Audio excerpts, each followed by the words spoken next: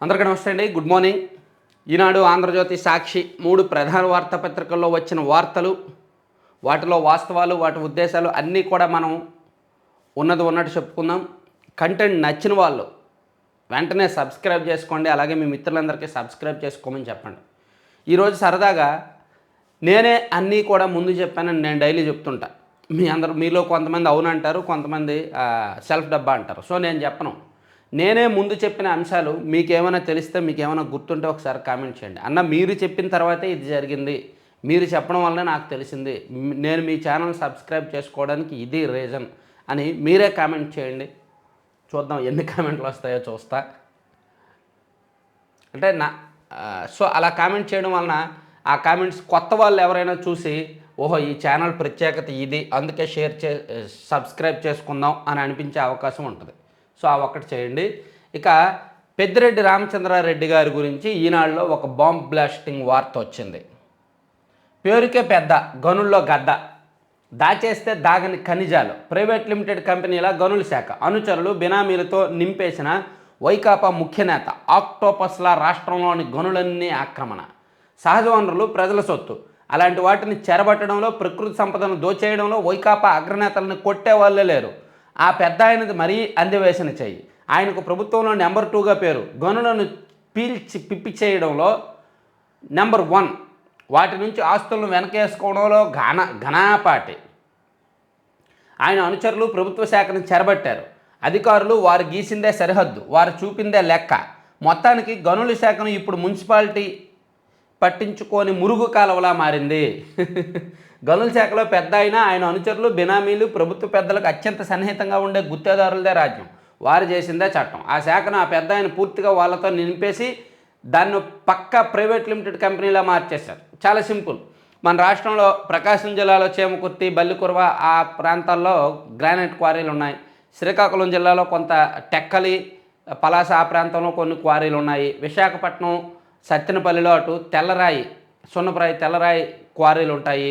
అలాగే చిత్తూరులో ఓబులవారిపల్లిలో కొన్ని క్వారీలు ఉంటాయి. చిత్తూరు సరిహద్దుల్లో, కడప చిత్తూరు ఆ 2 జిల్లాల సరిహద్దుల్లో కూడా చాలా క్వారీలు ఉంటాయి. అనంతపురంలో మన రాష్ట్రంలో దాదాపుగా సంవత్సరానికి 5,000 కోట్ల నుంచి 7,000 కోట్లు ఆదాయం ప్రభుత్వానికి రాయల్టీ రూపంలో మాత్రమే ఆదాయం వచ్చే గనులు ఇవన్నీ. కానీ ప్రభుత్వానికి రావాల్సిన రాయల్టీ తగ్గి పెద్దలు, కొంతమంది ఆ గనుల శాఖను చెరబట్టే పెద్దలు సంవత్సరానికి ఈజీగా 500 కోట్లు సంపాదించే ఆదాయ వనరులు అవన్నీ కూడా. ఇప్పుడు ప్రకాశం జిల్లాలో కొంతమంది బిగ్ షాట్స్ ఉన్నారు.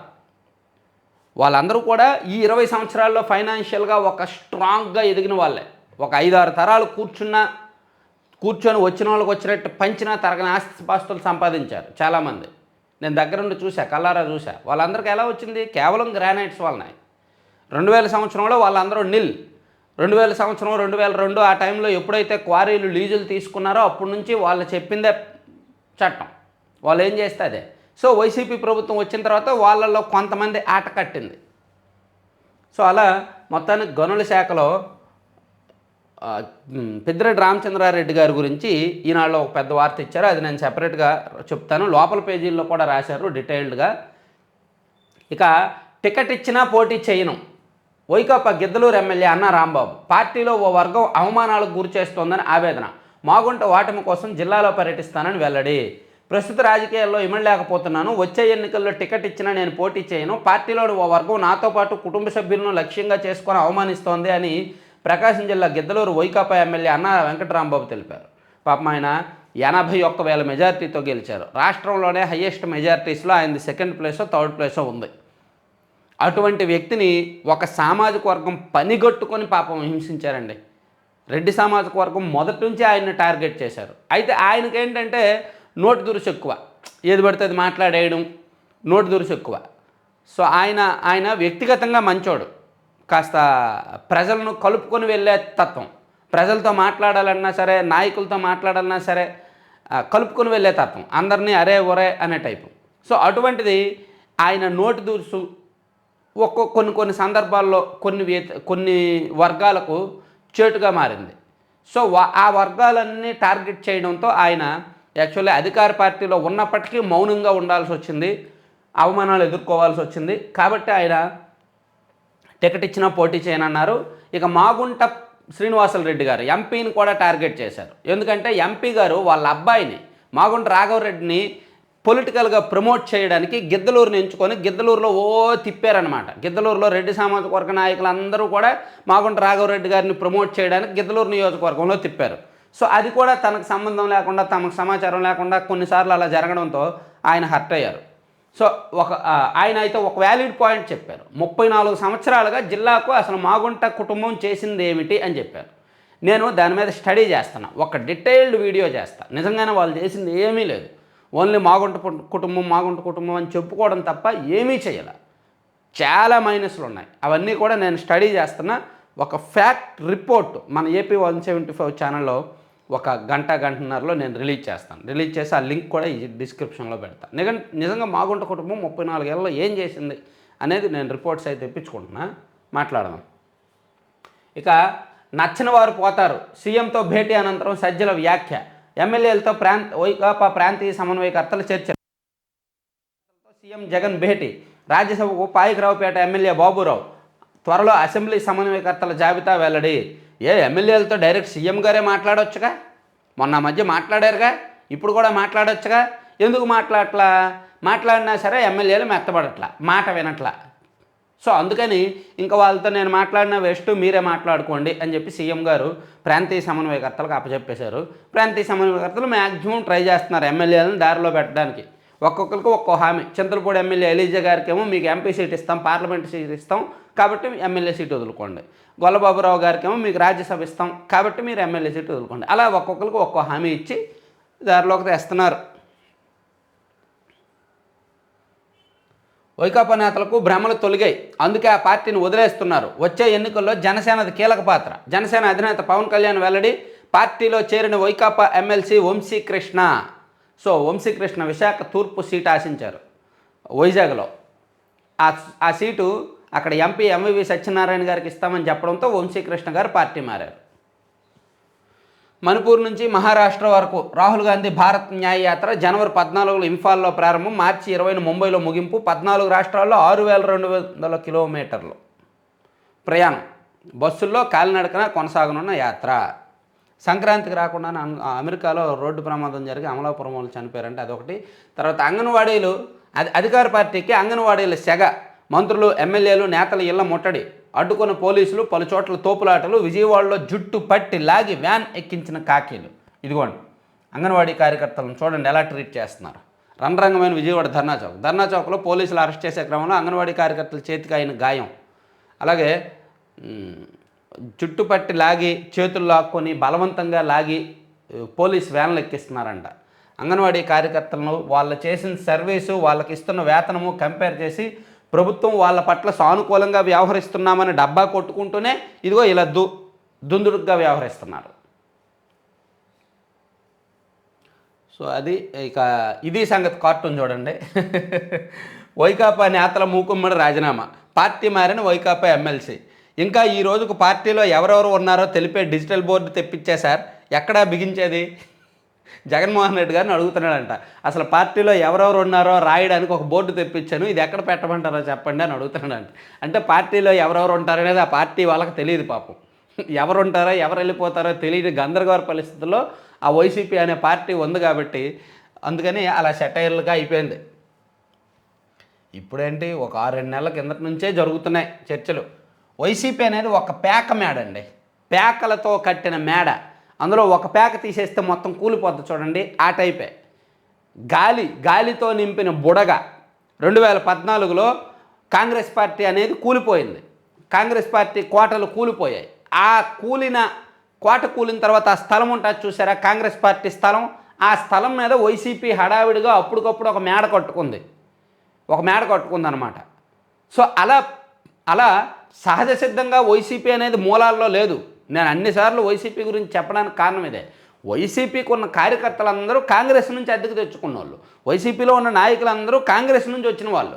వైసీపీలో ఇప్పుడున్న 151 మంది ఎమ్మెల్యేలు ఉన్నారు, గెలిచారు కదా. అందులో ఎంతమంది సొంతంగా వైసీపీ తయారు చేసిన నాయకులో చెప్పండి? అందులో 90% మంది కాంగ్రెస్ నుంచి వచ్చిన వాళ్ళేగా, కాంగ్రెస్లో తయారైన నాయకులేగా. కానీ అదే టీడీపీలో ఆ పరిస్థితి లేదు. టీడీపీలో టాప్ 10 లీడర్స్ని చూసుకోండి, పార్టీ తయారు చేసిన నాయకులే. అయ్యన్న పాత్రుడు కానీ, అచ్చెన్నాయుడు కానీ, కాలువ శ్రీనివాసులు గారు కానీ, కళా వెంకట్రావు గారు కానీ, ఇలా ఎవరిని చూసుకున్నా మొదటి నుంచి పార్టీ టీడీపీ అనే పార్టీ తయారు చేసిన నాయకులే. అంటే వైసీపీలో ఉన్నవాళ్ళు అద్దెకు వచ్చిన నాయకులు అని చెప్పడానికి అదే ఉదాహరణ. అంతకుమించి నేను ఇంకా ఓపెన్గా చెప్పేస్తే చాలామంది ఫీల్ అవుతారు. నేనేంటో యాక్చువల్ నిర్మోహమాటంగా చెప్పాలనుకుంటా, కానీ ఎక్కువ మంది ఫీల్ అవుతున్నారంట నా మాటలకి. మీరు మరీ కుండబద్దలు కొట్టేలా చెప్పేస్తున్నారండి, మేము ఫీల్ అవుతున్నామని చెప్పి కొంతమంది అంటున్నారు. అందుకే కొన్ని నోరు అదుపు పెట్టుకుంటున్నా.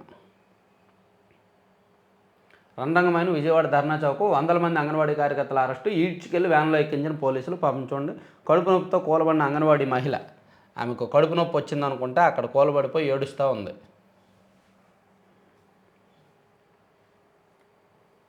ఉజ్జంబాట్లో ఆగిన గుండె, అంగన్వాడీ కార్యకర్త మృతి.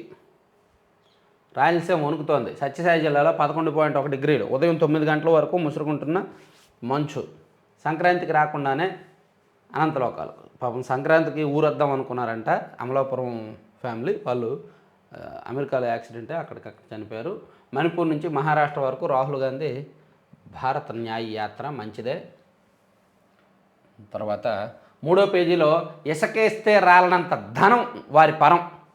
పెద్ద ఆయన సొంత ఎస్టేట్లో గనుల శాఖ, రీచ్లతో సర్కారుకు ఏటా వచ్చే రాబడి 760 కోట్లు, వారికి దక్కుతుందేమో 1000 కోట్లకు పైమాటే. లీజులు పర్మిట్లపై పెత్తనం అంతా పెద్ద అయింది కావడమే కారణం. ఇదిగోండి, ప్రభుత్వానికి 760 కోట్లు వస్తే ఆయన సొంతకం మాత్రం 1000 కోట్లు వస్తుందని ఈనాడులో రాశారు.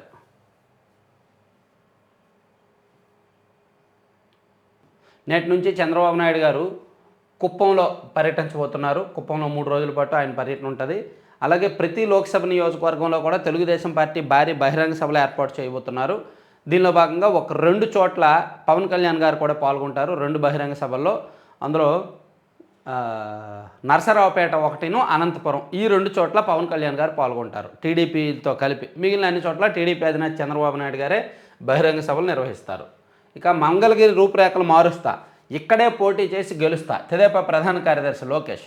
రానున్న 5 ఏళ్లలో మంగళగిరి రూపురేఖలు మారుస్తానని తెదేపా ప్రధాన కార్యదర్శి నారా లోకేష్ అన్నారు. గుంటూరు జిల్లా తాడేపల్లిలో బుధవారం సాయంత్రం మంగళగిరి నియోజకవర్గ విస్తృత స్థాయి సమావేశం నిర్వహించారు. తొలుత ఎన్టీఆర్ విగ్రహానికి పూలమాల వేసి, సో ఇది మంగళగిరి నుంచే పోటీ చేస్తారని మరోసారి స్పష్టం చేశారు. ప్రతి జీవోను అప్లోడ్ చేయాల్సిందే, పౌరులకు జీవోలను అందుబాటులో ఉంచడంలో పారదర్శకత అవసరం. 8వ నెంబర్ జీవోలను అప్లోడ్ చేస్తే మధ్యలో వాటి సంగతి ఏంటి? రాష్ట్ర ప్రభుత్వాన్ని ఉద్దేశించి హైకోర్టు వ్యాఖ్య, విచారణ 4 వారాలకు వాయిదా.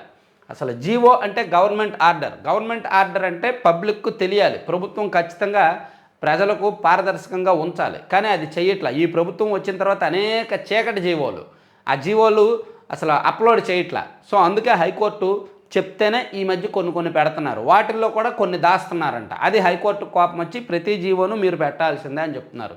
సో మీకు కూడా జీవోలు ఏంటి, ఏ జీవోలు వచ్చాయి అని తెలియాలంటే GOIR.gov.in అనే వెబ్సైట్ని చూడండి. GOIR.gov.in,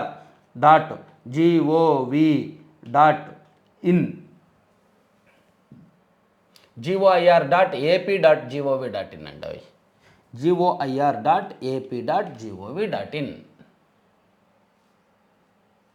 పర్వాలేదు. ఇది Andhra Pradesh government orders issues register. So ఇందులో మీకు డిపార్ట్మెంట్ సెలెక్ట్ చేయండి. మీకు ఫర్ ఎగ్జాంపుల్ అగ్రికల్చర్ అనుకోండి, అగ్రికల్చర్ అండ్ కోఆపరేషన్ సెలెక్ట్ చేయండి. ఇందులో జీవో టైప్, జీవోలు ఉంటాయి, ఆర్టీలు ఉంటాయి, అన్నీ ఉంటాయి. ఆల్ అని సెలెక్ట్ చేయండి.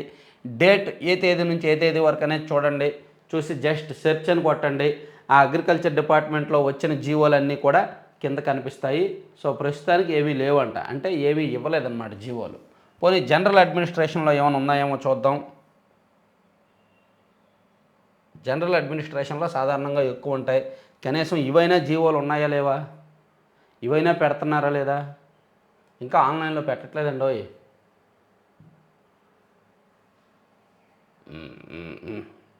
Total records 0. మొత్తానికి ఆన్లైన్లో ఇంకా జీవోలు పెట్టట్లా, దాస్తూనే ఉన్నారు. సో అదే హైకోర్టు చెప్తుంది. ఇదొకటి. సో ఒకసారి సాక్షిలో చూద్దాం. సాక్షి కోసం మన గుండె కొట్టుకుంటుంది అసలు సాక్షిలో ఏమిచ్చారు అని. చక్కదిద్దారు ప్రభుత్వ పాఠశాలల్లో సమూల మార్పులు. తెగొచ్చేస్తున్నాం. అవస్థలను తొలగించి ఆధునిక చదువుల బాట. డిజిటల్ బోధనకు 62,000 ఐఎఫ్పి స్క్రీన్స్, 33,000 స్మార్ట్ టీవీలు, ట్యాబులు. ఏది మనకి క్రికెట్ బ్యాట్లు ఇచ్చారు ఆడుకోవడానికి, అలాంటివేనా?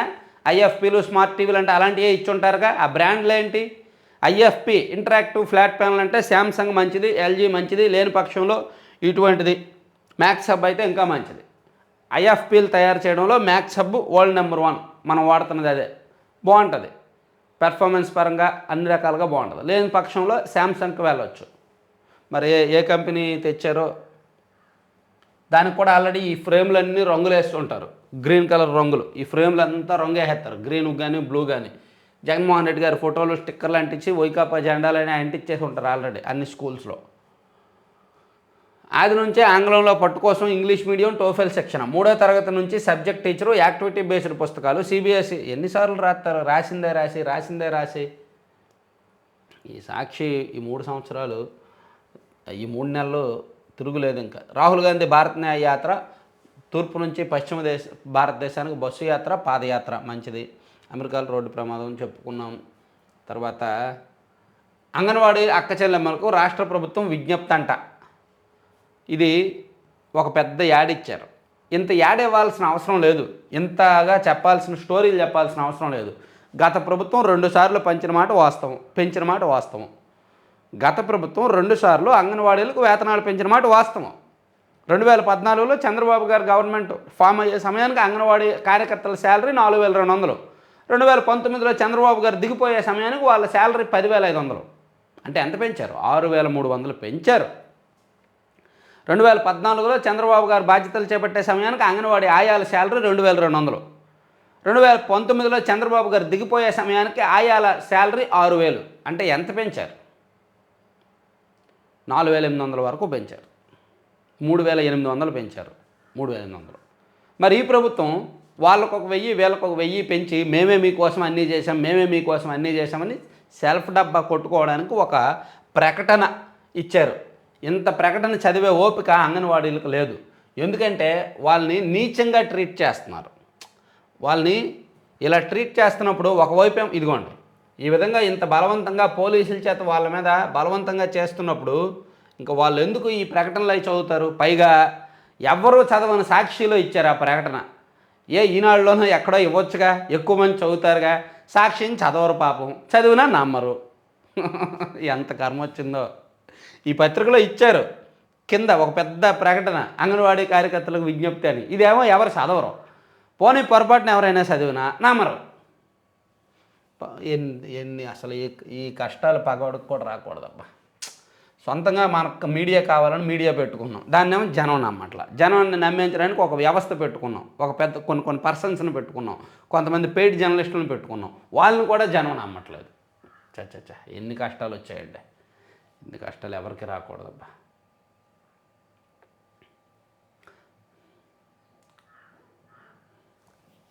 సర్లే పక్కన పెట్టేద్దాం. ఏపీ పగ్గాలు షర్మిలకే. ఆమె జగన్లా చేయరు. ఎందుకు చేయరు? ఒకే బ్లడ్ కదా, చేస్తారు. కాకపోతే అవసరం, అవకాశం, ఏదైనా సరే మనిషిని నడిపించేది అవసరం, అవకాశం. వాటిని చూసుకొని ఎవరు ఎప్పుడు ఎలా చేయాలో అలా చేస్తారు. ఆమె జగన్లా చెయ్యరు అని ఎలా చెప్తారు? చేస్తారు. టైం ఉంటుంది. మాది గ్యారంటీ అని హామీ. ఢిల్లీలో ఆంధ్ర కాంగ్రెస్ నేతలతో భేటీ. పార్టీ బలోపేతం, ఎన్నికలపై చర్చ. జగన్పై రాష్ట్రంలో తీవ్ర వ్యతిరేకత.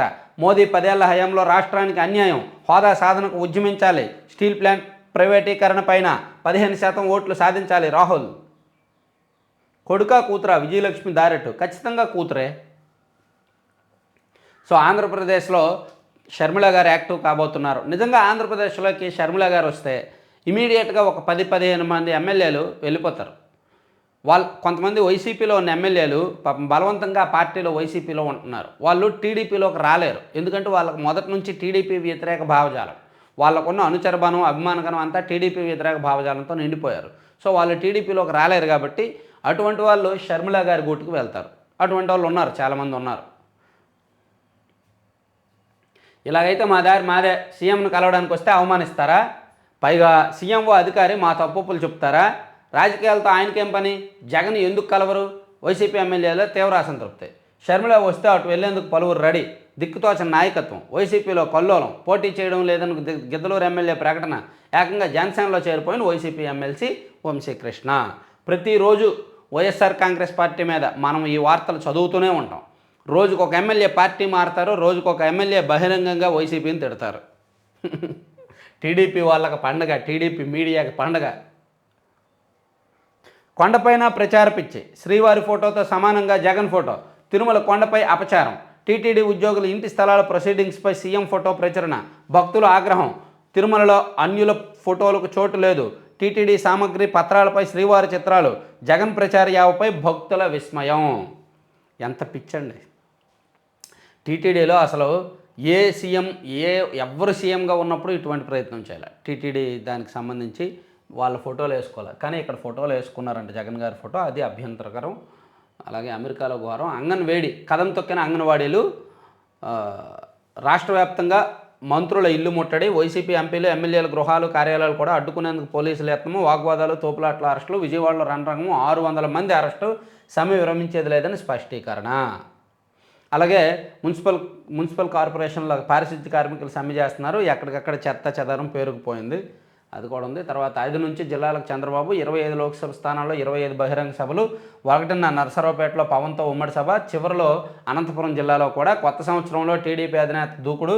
ఎన్నికలకు శ్రేణుల సమాయత్తమే లక్ష్యము. నేడు బెంగళూరు నుంచి కుప్పానికి 3 రోజుల పాటు అక్కడే పర్యటన. సో అది కూడా చెప్పుకున్నాం. తర్వాత నిధులే ఇవ్వలేదు, ఉచితమా? జనవరి 1 నుంచి బస్సుల్లో ఉచిత ప్రయాణం. వాటం భయంతో మహిళల ఓట్లకు గేలం. చంద్రబాబు హామీతో ముందే హడావిడి. ఇప్పటికే ఆర్టీసీని నాశనం చేసిన ప్రభుత్వం అడుగుతున్న బకాయిలు చెల్లించడం వైనము.